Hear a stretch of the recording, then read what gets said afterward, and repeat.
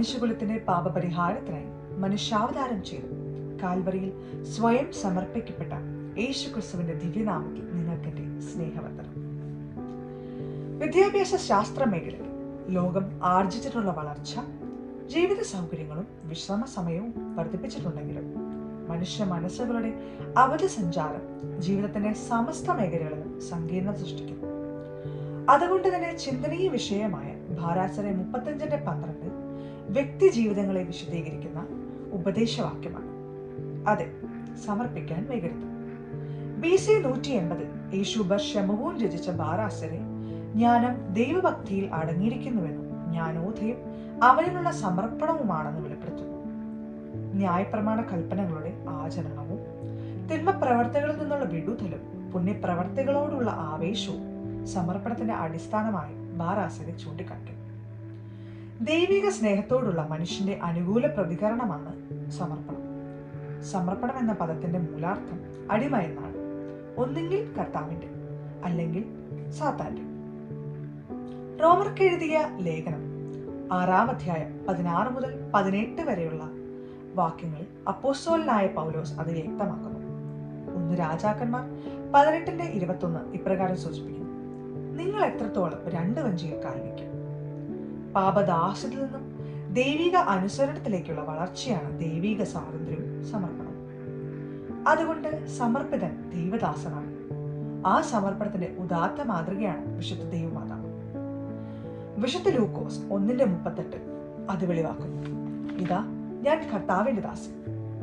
ഉദ്ധിതനായ ക്രിസ്തു തിബേരിയാസ് കടൽക്കരയിൽ വെച്ച് ശീമോൻ പത്രോസിനെ സമ്പൂർണ്ണ സമർപ്പിതനാകുന്ന രംഗം വിശുദ്ധ യോഹന്നാൻ 21:15 മുതൽ 17 വരെയുള്ള വാക്യങ്ങളിൽ സൂചിപ്പിക്കുന്നു. നീ എന്നെ സ്നേഹിക്കുന്നു എന്ന് യേശു 3 പ്രാവശ്യം ആവർത്തിച്ച് ചോദിക്കുന്നു.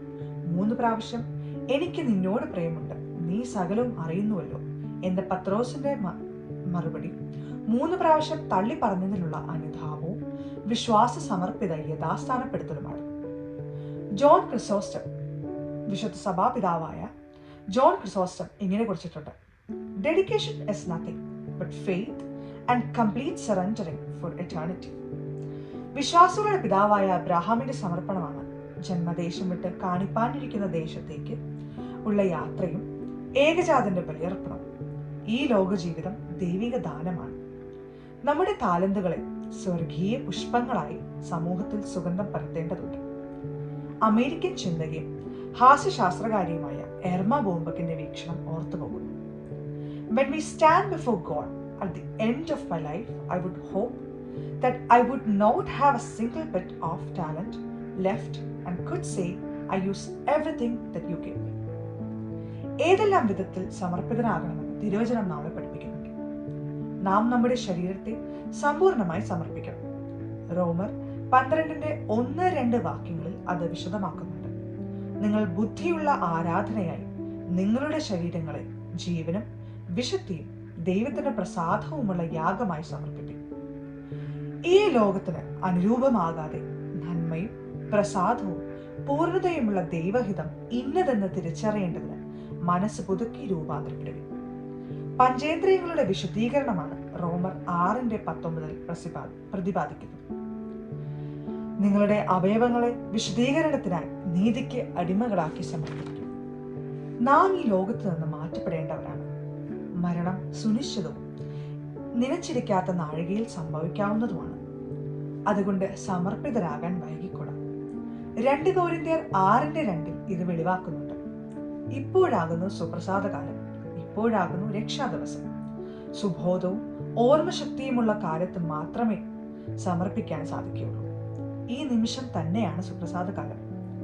സമർപ്പിതന്റെ അതരത്തിൽ നിന്നും എപ്പോഴും ഉരുവിടേണ്ടത് ഞാൻ യേശുവിൻ്റേത്, യേശു എന്റേത് എന്ന രക്ഷാധ്വനികളാണ്. സമർപ്പണം ഒരു ആത്മീയ വളർച്ചയാണ്. സ്വേച്ഛയിൽ നിന്നും പരേച്ഛയിലേക്കും പരേച്ഛയിൽ നിന്നും അനേച്ഛയിലേക്കുമുള്ള വളർച്ച.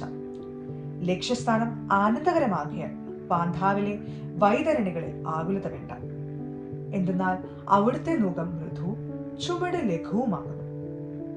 നമുക്ക് നമ്മുടെ വിലയേറിയ ജീവിതത്തെ തിരുമുമ്പിൽ കാഴ്ചയായി സമർപ്പിക്കാം. നമ്മുടെ പാപങ്ങൾക്ക് അവിടുന്ന് പകരക്കാരനായി എങ്കിൽ കൽപ്പിത വചനങ്ങളാൽ നാഥന് സാക്ഷികളാകാം. സാക്ഷ്യ ജീവിതത്തിന്റെ സുഗന്ധം പരത്തി തിരുമുമ്പിൽ സമർപ്പിതരാകാം. ഞാൻ ഉപസംഹരിക്കട്ടെ. ദൈവനാമം മാത്രം മഹത്വപ്പെടുമാറാകട്ടെ.